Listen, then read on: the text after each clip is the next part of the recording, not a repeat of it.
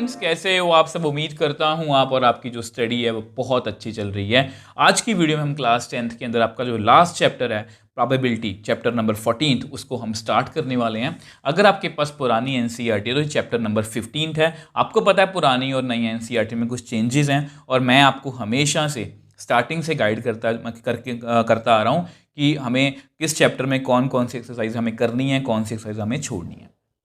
तो जैसा कि आपको पता है, अगर आप मेरे से पढ़े हो तो मेरी हमेशा से ये आदत रही है, कोई भी चैप्टर हो, आसान हो, मुश्किल हो, कुछ भी हो, हमें सबसे पहले चैप्टर का रोड मैप करना है। रोड मैप से मतलब ये होता है कि चैप्टर में से हमें कितने मार्क्स का पेपर आएगा, क्या क्या हमें करना है।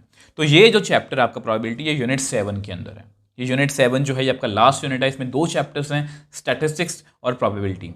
स्टैटिस्टिक्स हम अभी अभी करके आए हैं। इस पूरे चैप्टर की प्लेलिस्ट आपको नीचे डिस्क्रिप्शन बॉक्स में मिल जाएगी। तो इस पूरे यूनिट में से 11 मार्क्स का पेपर आपको मतलब कि आएगा। और सीबीएस ने मतलब कि अगर आप लेटेस्ट सैम्पल पर उठाओगे तो उसमें से आपको प्रोबेबिलिटी के अंदर 3 मार्क्स का पेपर जो है वो आपको आ सकता है। मतलब कि इसके अराउंड आप मान सकते हो कि अराउंड 3 मार्क्स का पेपर इस चैप्टर में से आपको आ सकता है। तो आपको इस हिसाब से तैयारी करनी है, ठीक है। अब देखो, रोड मैप की अगर बात करें, इस चैप्टर में ज़्यादा कुछ नहीं है। तो प्रोबेबिलिटी हमें पढ़नी है। इसमें हमें बेसिकली हमें एक थ्योरेटिकल अप्रोच पढ़नी है।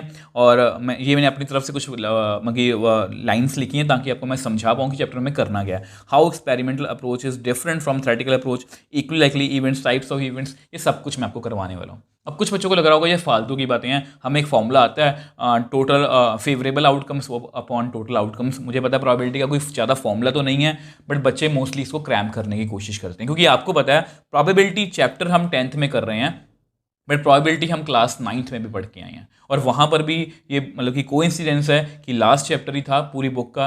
11th में जाओगे वहाँ पर भी लास्ट चैप्टर प्रोबेबिलिटी है, 12th में जाओगे वहाँ पर भी लास्ट चैप्टर जो है वो प्रोबेबिलिटी है। तो प्रोबेबिलिटी की इंपॉर्टेंस आप समझ सकते हो कि अब देखो, प्रोबेबिलिटी 9th में भी हमने मतलब कि करके आए हैं, 10th में भी हम कर रहे हैं, 11th में भी हमें आगे जाके करनी है, प्लस 12th में भी हमें करनी है। तो प्रोबेबिलिटी सेम रहेगी, तो फ़र्क क्या है? तो मैं आपको वही बताने की कोशिश कर रहा हूँ यहाँ पर, क्योंकि ना कुछ बच्चे सिर्फ क्रैम करते हैं। और अगर आप देखोगे यहाँ पर, इसमें से अराउंड आपको 3 मार्क्स का पेपर आ सकता है, 3-4 मार्क्स का पेपर आ सकता है। और इसमें से मोस्टली आपको 1 या 2 मार्क के क्वेश्चन ही आएंगे।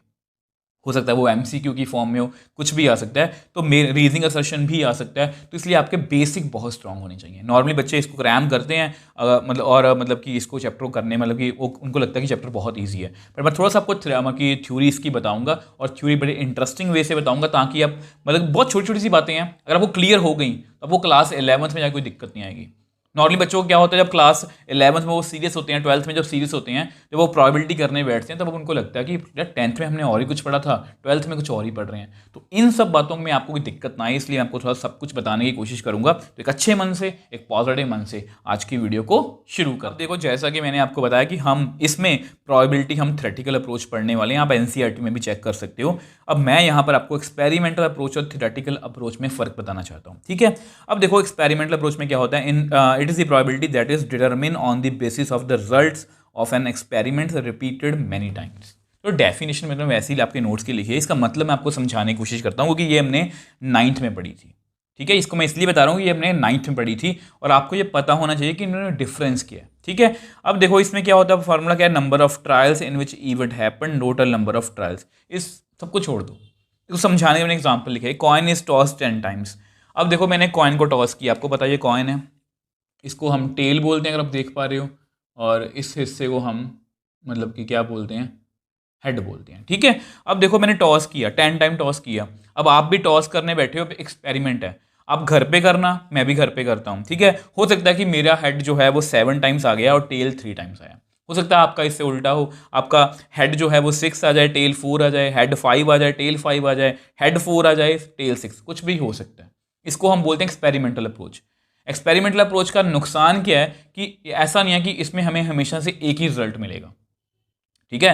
मैंने एक्सपेरिमेंट किया, कुछ और रिजल्ट आया, आपने एक्सपेरिमेंट किया, कुछ और रिजल्ट आया। तो इसको हम कैसे करते हैं, देखो, हेड कितना आया, अब प्रोबेबिलिटी ऑफ हेड पूछिए, इसका मतलब क्या, प्रोबेबिलिटी ऑफ हेड। अब हेड कितनी बार है, number of trial in which event happened. अब हेड की पूछिए, हेड कितनी बार आया, 7 टाइम्स। नीचे क्या लिखा है, total number of trial, total कितनी बार किया हमने, 10 बार, तो 7/10 इसकी प्रोबेबिलिटी है। सेम वैसे टेल की, तो टेल कितनी बार टोटल आया, 3 बार। टोटल कितनी बार टॉस किया हमने, कितनी बार मुझे ट्रायल किया, 10 बार, तो 3/10 7/10। तो ये हमारी एक्सपेरिमेंटल अप्रोच थी। अब 9th के क्वेश्चन भी उठा के देख लो, ऐसे ही है, हेड बताया हुआ है, बॉल्स बताई हुई हैं, हमने जस्ट कैलकुलेशन की थी वहाँ पर। अब यहाँ पर इससे देखो एक्सपेरिमेंटल अप्रोच का जैसे कि मैंने आपको बताया कि एक नुकसान है कि हर एक बंदे का अलग अलग रिजल्ट हो सकता है। अब ऐसा नहीं है कि एक कॉइन को 10 बार टॉस किया तो सभी की प्रोबेबिलिटी सेम आएंगी।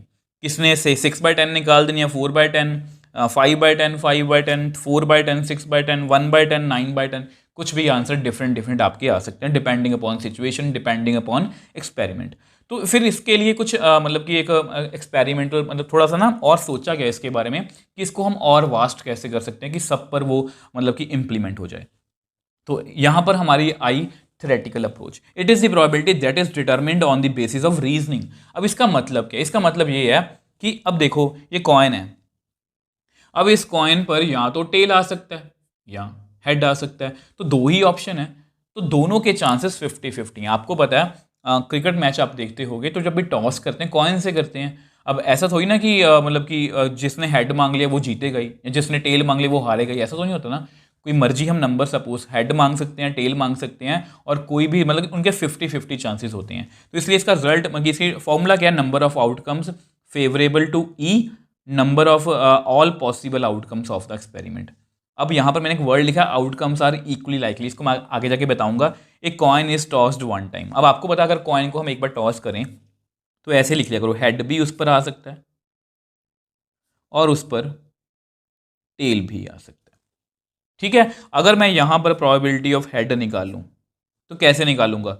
अब हेड एक बार 2 क्यों लिखा है? क्योंकि दो मतलब हेड या टेल ही आ सकता है। एक बार अगर मैं टॉस करूंगा या तो उस पर हेड आ सकता है या उस पर टेल आ सकता है। सेम वे से अगर हम टेल की प्रोबेबिलिटी निकालें तो वो भी कितनी आएगी? 1/2। अब 1/2 अगर आप कैलकुलेट करके देखोगे इसका मतलब होता है हाफ। हाफ इसकी प्रोबेबिलिटी है, हाफ इसकी, मतलब हाफ चांस इसके हैं, हाफ चांस इसके हैं। मतलब अगर मैं टॉस करूंगा तो टॉस जीतने के मेरे चांस जो हैं या हारने के जो मेरे चांस है वो 50-50 हैं। 50 जीतने के 50 मतलब कि इसलिए मतलब कॉइन से टॉस किया जाता है क्योंकि उसमें 50-50 चांसेस होते हैं। तो ये जो अप्रोच है ये हम कहीं पर भी लगा सकते हैं, ये थ्योरेटिकल अप्रोच है। इसमें हमें एक्सपेरिमेंट करने की जरूरत नहीं है। हम जस्ट मतलब कि अपने बता सकते हैं कि अगर हमें 10 मतलब कि कॉइन को टॉस किया है तो उसमें हेड आने की प्रोबेबिलिटी कितनी है? 1/2 है। 1 कैसे है? क्योंकि हेड एक बार ही आएगा। और 2 क्यों आया? क्योंकि हेड या टेल ही आ सकता है। टेल एक ही बार आ सकता है और मतलब कि हेड या टेल मतलब कि ये मतलब कि हेड और टेल दोनों आ सकते हैं, इससे नीचे 2 है। तो इस तरह से ये थ्योरेटिकल अप्रोच जो है वो काम करती है। आई होप ये थोड़ा सा आपको क्लियर हुआ होगा। अगर आपको ज़्यादा क्लियर नहीं हुआ, आपने ज़्यादा टेंशन नहीं लेनी, इसको मैं क्वेश्चंस में आपको और भी अच्छे से एक्सप्लेन कर दूंगा। अब देखो लास्ट पेज मैंने आपको बताया कि थ्योरेटिकल अप्रोच मतलब कि क्या हम पढ़ने वाले हैं। अब यहाँ पर जो भी मैं आपको बताने वाला हूँ ये सारी लैंग्वेज है, ठीक है। इसमें ज़्यादा थ्योरी हमें याद नहीं करनी है, जस्ट आपको पता होना चाहिए। देखो event, outcomes of an experiment is called an event. Event क्योंकि ना नॉर्मली ये वर्ड यूज होगा। अब इवेंट का मतलब जैसे एक डाइस को हमें थ्रो किया, डाइस इसको बोलते हैं। अब इस पर मतलब कि 2 भी आ सकता है, 1 भी आ सकता है, 3 कुछ भी आ सकता है, इस तरह 4, 5 मतलब ये 6 इतने नंबर आ सकते हैं, ठीक है। और अब ई क्या है? All even number on the time. अब आप मेरे को बताओ इस पर इवन नंबर कौन कौन से हैं? 2, 4, 6। अब ये एक इवेंट है। आप बोल सकते हो all odd numbers on the die, 1, 3, 5, ये भी एक इवेंट है। कुछ मर्जी बोल दें। अगर हमें 1 की प्रोबेबिलिटी फाइंड करनी तो 1 क्या है? एक इवेंट है। 2 की प्रोबेबिलिटी फाइंड करनी, 2 क्या है? एक इवेंट है। तो इसको हम इवेंट बोलते हैं। आई होप ये आपको क्लियर है। Types of event. अब टाइप्स ऑफ इवेंट बहुत ही इंपॉर्टेंट है, ये आपको एमसीक्यू भी आ सकता है। सबसे पहले मैंने लिखा है इम्पॉसिबल इवेंट। अब इम्पॉसिबल का मतलब भी आप समझ गए कि N event which is not possible, जो इवेंट हो ही नहीं सकता। अब इसको मैं मतलब एग्जांपल से कैसे समझाऊं? अब देखो इम्पॉसिबल इवेंट की प्रोबेबिलिटी कितनी होती है? 0। मैं आपको एक्सप्लेन करूंगा। ये डाई को हमने थ्रो किया, इसको एक ही एग्जाम्पल से समझाने की कोशिश कर रहा हूँ। 1, 2, 3, 4, 5, 6 नंबर आ सकते हैं। अगर कोई आपसे पूछ ले कि नंबर ग्रेटर देन 6, अब आप मेरे को एक बात बताओ कि डाइस पर 6 से बड़ा नंबर आ सकता है? 6 से बड़ा कोई नंबर है यहाँ पर? तो ये क्या है? इम्पॉसिबल। ये हो ही नहीं सकता। डाइस पर एक 6 से बड़ा नंबर जो है वो नहीं आ सकता। तो ये इम्पॉसिबल इवेंट है। इसको मैंने 0 कैसे आया? देखो हमारा आंखों की फॉर्मूला क्या है? मतलब कि जो फेवरेबल आउटकम्स हैं। अब नंबर 6 से बड़ा कोई है हमारे पास? नहीं, 0 है। टोटल नंबर कितने हैं? 6। तो 0/6 कितना होता है? 0। श्योर या सर्टेन इवेंट। श्योर का मतलब जो 100% होगा। An event which is surely occur, जो पूरे चांस हैं कि वो होगा ही होगा। तो अब इसको मैंने डिस्क्राइब किया। अब देखो फिर से ए डाई इज थ्रोन, जो मतलब 1 टाइम 1, 2, 3, 4, 5, 6 आ सकता है। ई का मतलब क्या है? नंबर इज इवन या ऑड। अब ई का मैंने मतलब क्या लिखा कि नंबर इज इवन या ऑड, मतलब डाइस पर नंबर चाहो इवन आ जाए या ऑड आ जाए। अब आप मेरे को बताओ, अगर मैं इवन की बात करूं डाइस पर तो ये आ सकता है, अगर मैं इवन ऑड की बात करूं तो ये आ सकता है। तो 1 2 3 4 5 6 सारे नंबर ही आ गए, और अगर सारे नंबर आ गए तो इसके फेवर में कितने हो गए, मतलब 6 के 6 नंबर, टोटल कितने हैं 6, तो इसका आंसर कितना आया 1।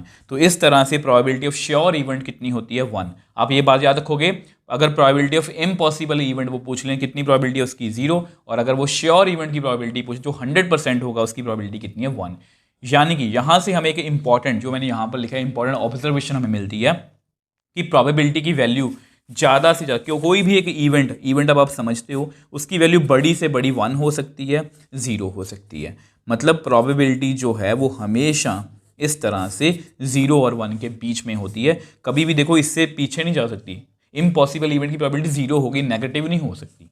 तो 0 और 1 के बीच में जितने भी नंबर, जितनी भी वैल्यूज़ हैं वो सभी प्रोबेबिलिटीज़ की वैल्यू आ सकते हैं। इसमें से आपको MCQ भी आ सकता है, आपको क्वेश्चन भी पेपर में एक्सरसाइज में आएगा कि कौन कौन सी प्रोबेबिलिटी पॉसिबल नहीं है। अगर वो 1 से बड़ी है, अगर वो 0 से छोटी, मतलब नेगेटिव नंबर्स हैं, मतलब या 1 से बड़ी है, तो वो प्रोबेबिलिटीज़ जो हैं वो पॉसिबल नहीं है। आई होप ये भी आपको क्लियर। अब देखो नेक्स्ट हमें पढ़ना है इक्वली लाइकली इवेंट्स, ठीक है। अब ये जो है ये वर्ड आपकी बुक में बहुत बार यूज़ हुआ है। अब फिर से बता रहा हूँ, इसको हमें इस थ्योरी को देख के डरना नहीं है, हमें ये याद नहीं करनी है, हमें इसको समझना है ताकि हमारे MCQs हो पाएँ। Each outcome of an experiment occurs with equal probability. देखो नेम से क्लियर है कि अगर जितने भी इवेंट्स हो रहे हैं, इवेंट्स आप समझते हो कि सबकी प्रोबेबिलिटी क्या हो, इक्वल हो, सेम हो। इसको मैंने एग्जांपल समझाया, एक डाइस को मैंने थ्रो किया, 1 2 3 4 5 6 ही आ सकता है। अब आप मेरे को बात बताओ कि प्रोबेबिलिटी ऑफ 1 कितनी होगी। 1 के फेवर में 1 ही है, टोटल कितने हैं 6। 2 नंबर एक ही बार आएगा, टोटल कितने हैं 6। 3 नंबर एक ही बार आएगा, टोटल नंबर कितने हैं 6। तो सबकी प्रोबेबिलिटी कितनी है 1/6। तो इसको बोलते हैं इक्वली लाइकली इवेंट्स। अगर आपको कि अब से थोड़ी देर पहले मैंने आपको डेफिनेशन बताई थी थ्योरेटिकल अप्रोच में कि फेवरेबल आउटकम्स प्रोबेबिलिटी की divide by total number of outcomes, वहाँ पर मैंने लिखा था इक्वली लाइकली इवेंट्स होने चाहिए। अब इसकी आपको ज़्यादा टेंशन नहीं लेनी, मैं आपको इसको ज़्यादा मैं बताऊंगा भी नहीं इसको डिटेल में। मैं जस्ट आपको थोड़ा सा हिंट दे देता हूँ कि क्लास 12th में जाके क्या होगा कि इक्वली लाइकली इवेंट्स मतलब कि जो हमारी थ्योरेटिकल अप्रोच है ना, ये भी कहीं किसी किसी जगह पर जाके अप्लाई नहीं होगी।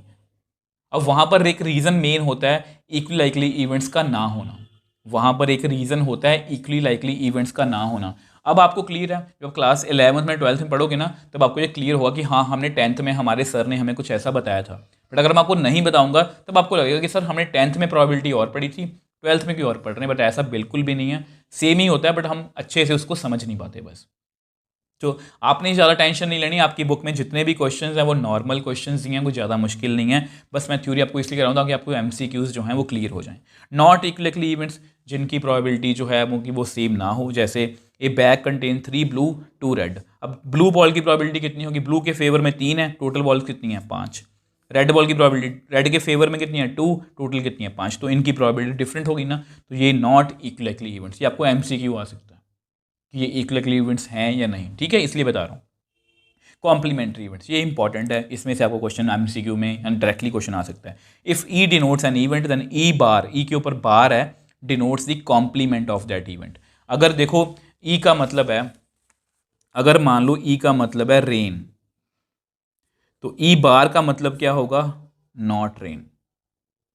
ई का मतलब है पास, तो ई बार का मतलब होगा नॉट पास, या इसको आप बोल सकते हो फेल, मतलब उससे उल्टा। कॉम्प्लीमेंट का मतलब क्या होता है, उल्टा, ठीक है। इसको हम ई बार से डिनोट करते हैं, हमें लिखा भी है, ठीक है। अब इतनी बात आप याद रखोगे कि ई बार की जो प्रोबेबिलिटी है ना वो 1 - PE होता है। 1 क्यों आया, क्योंकि 1 टोटल प्रोबेबिलिटी, 1 से ज़्यादा प्रोबेबिलिटी कभी नहीं हो सकती। इसको मैं समझाने की कोशिश करता हूँ। ए डाई इज थ्रोन 1 टाइम, 1 2 3 4 5 6 उस पर आ सकता है। अब ये कोई इवेंट है, ये क्या लिखा है मैंने, आप पढ़ो खुद से, नंबर डिविजिबल बाय 3। अब आप मेरे को बात बताओ, इसमें से नंबर डिविजिबल बाय 3 कौन से हैं। 3 से डिविजिबल है, 6 3 से डिविजिबल है, तो 3 और 6 आएंगे। इसकी प्रोबेबिलिटी कितनी आएगी, 2 इसके फेवर में है, 2 इसके फेवर में है, टोटल कितने हैं 6। ई बार का मतलब क्या होगा, नॉट ई। ई बार का मतलब क्या होगा, मैंने आपको समझाया, नॉट ई।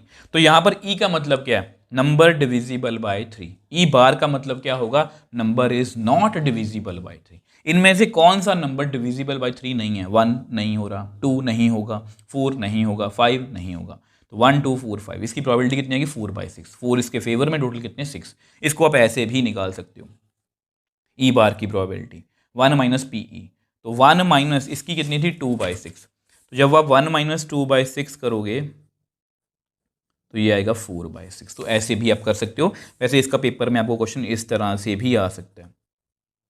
पहली बात तो इनका टोटल हमेशा 1 होगा, ये बात आप याद रखोगे। यहाँ मैं लिख भी देता हूँ कि probability of E plus probability of E bar वो हमेशा कितनी होगी 1। ये भी आपको एमसीक्यू आ सकता है और आपको ये भी आ सकता है कि प्रोबेबिलिटी ऑफ ई गिवन है, ई बार निकाल दो, या ई बार गिवन है ई निकाल दो, आपको जस्ट 1 से माइनस करना है। आई होप ये भी आपको क्लियर है और इसमें ज़्यादा कुछ समझने को है ही नहीं है। तो ये हमारी बस प्रोबेबिलिटी थी, इतनी सी थ्योरी है। अब जस्ट मैं आपको कुछ टिप्स देने वाला हूँ जो आपको क्वेश्चंस में हेल्प करेंगी। अब देखो ये है हमारी बोनस टिप्स, ठीक है। अगर हम किसी कॉइन को 2 बार टॉस करते हैं तो ये केस आ सकते हैं एच एच, क्योंकि दोनों पर हेड हेड आ सकता है, हेड टेल आ सकता है, टेल हेड आ सकता है, टेल टेल भी आ सकता है, ठीक है। अब सोच के देखो, अगर आप कॉइन को 2 बार टॉस कर रहे हो तो हो सकता है दोनों पर हेड हेड आ जाए, हेड या टेल आ जाए, टेल हेड आ जाए या टेल टेल आ जाए, ठीक है। अब अगर मैं कॉइन को 3 टाइम टॉस करूँगी, ये क्वेश्चन आपको आ सकते हैं, तो तीनों पर मतलब कि एच एच एच आ सकता है। ये भी हो सकता है। आप क्या करो इसको याद, मैं आपको 2 तरीके बताऊंगा। एक तो यहाँ पर टी लिखो, टी को यहाँ पर मूव कर दो बीच में, अब टी को आगे, टी को मैंने मूव कर दिया, अब टी टी एच, एच को मूव करो बीच में फिर पहले, ठीक है। अब लास्ट में तीनों टी। तो ये मतलब कि हमारे जो है अगर 3 टाइम टॉस करेंगे तो ये केसेस बनेंगे। अब इसके लिए मैंने एक सेपरेट से एक शॉर्ट वीडियो बनाई थी कि इसको हम याद कैसे कर सकते हैं। इसको याद करने की ट्रिक है, इस वीडियो का लिंक आपको नीचे डिस्क्रिप्शन बॉक्स में मिल जाएगा। अब एक डाइस को अगर थ्रो करते हैं, आपको पता है 1 2 3 4 5 6 आ सकता है, ठीक है। ये जस्ट वैसे ही बता रहा हूँ, आपको क्वेश्चंस में दिक्कत ना आए। अगर ये डाई को 2 बार थ्रो करेंगे तो दोनों पर 1 1 आ सकता है, 1 2 आ सकता है, 1 3 1 4 1 5 1 6। 2 को पकड़ लो, 2 1 2 2 2 3 2 4 2 5 2 6। एक डाइस पर 3 आ सकता है, 3 1 3 2 3 3 3 4 3 5 3 6, फिर 4 के साथ, फिर 5 के साथ। तो इस तरह से टोटल 36 केस बनेंगे। तो ये इन बातों का आप ध्यान रखोगे, जस्ट आप इनका स्क्रीनशॉट लेके रख सकते हो ताकि आपको कोई भी दिक्कत जो है वो ना आए। अब लास्ट में जस्ट आपके कार्ड्स के बारे, कुछ बच्चों को कार्ड्स के बारे में नहीं पता होता, आपने देखे होंगे ये कुछ कार्ड्स होते हैं आपके, ठीक है। इस तरह से ये कार्ड्स हैं और देखो ध्यान से, टोटल 52 कार्ड्स होते हैं, इसमें 4 सूट्स होते हैं। प्लीज़ इस लैंग्वेज को याद रखना, इसमें 4 सूट्स होते हैं। कौन कौन से? स्पेड, ये वाला ऐसा होता है कुछ, ठीक है। ये कौन सा है? डायमंड, ठीक है। और भी दिखाऊं तो आपको, ये कौन सा होता है? हार्ट। और लास्ट में रह गया आपका ये क्या होता है? क्लब। ये जो 4 सूट्स होते हैं, 2 ब्लैक 2 रेड, ठीक है। तो मैंने यहाँ पर मेरी टेबल बनाया हुआ है, इस टेबल का प्लीज़ स्क्रीनशॉट ले लेना। स्पेड, क्लब, हार्ट और डायमंड। अब देखो, अब इनमें ना 3 तरह के कार्ड्स होते हैं, ये वाले। इसको बोलते हैं किंग, इसको बोलते हैं क्वीन, इसको बोलते हैं जैक, ठीक है। किंग, क्वीन, जैक, कुछ बच्चों को पता होगा, कुछ बच्चों को नहीं पता होगा, ठीक है। तो ये हर एक में होते हैं। देखो मैंने क्या लिखा है, इसमें भी एक किंग होता है, इसमें भी एक किंग, एक किंग, एक किंग, एक क्वीन, एक क्वीन, एक क्वीन, एक क्वीन, एक जैक, एक जैक, एक जैक, एक जैक, ठीक है। तो टोटल देखा जाए तो ध्यान से देखो मैंने यहाँ पर क्या लिखा, face card, face card, face card, face card. तो इनको हम क्या बोलते हैं? फेस कार्ड, क्योंकि इनके फेस बना होता है, ठीक है। तो 3 यहाँ पर फेस कार्ड हैं, 3 यहाँ पर हैं, 3 यहाँ पर हैं, 3 यहाँ पर हैं। टोटल कितने हो गए? 12 फेस कार्ड होते हैं। इसको अब याद रखोगे। उसके अलावा एक होता है एस, ये जो कुछ ऐसे दिखता है आपको, ए लिखा होता है, जिसको हम एस बोलते हैं, ठीक है। अब एस भी, इसमें भी एक है, इसमें भी एक, इसमें भी एक, इसमें भी। टोटल एस कितने हो गए? 4। उसके बाद सारे कार्ड जो होते हैं 2 से लेकर 10 तक होते हैं, आपको बताया। इस तरह से कार्ड 2 3 4 5 6, इस तरह से 10 तक कार्ड। 10 के बाद होता है जैक, फिर क्वीन, फिर किंग, ठीक है। टोटल इसमें भी 13 कार्ड हो गए। ये देखो, ये हो गए 1 2 3 4 कार्ड ये हो गए, और 9 कार्ड ये वाले। 13 इसमें है, 13 इसमें है, 13 इसमें, 13 इसमें। हर एक सूट के कितने कार्ड्स होते हैं? 13 13 13, ठीक है। टोटल ब्लैक कार्ड्स कितने? 26। टोटल रेड कार्ड कितने? 26। तो ये बातें आपको पता होनी चाहिए, ठीक है। अगर आपको कार्ड्स के बारे में ज़्यादा नहीं पता तो आप इसका स्क्रीनशॉट प्लीज़ आप लेके रख सकते हो, मतलब ये आपको याद हो जाएगा। ज़्यादा कुछ नहीं है, बट आपको फिर भी नॉलेज होनी चाहिए। अब देखो यहाँ पर हमारी जो वीडियो वो ख़त्म है।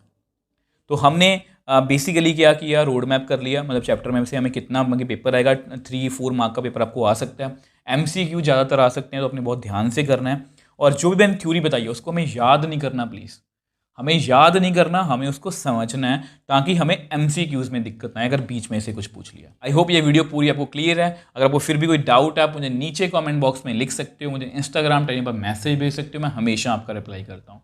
अगर आपको वीडियो थोड़ी सी भी हेल्पफुल लगी तो वीडियो को लाइक कीजिए, शेयर कीजिए और इस चैनल को सपोर्ट कीजिए।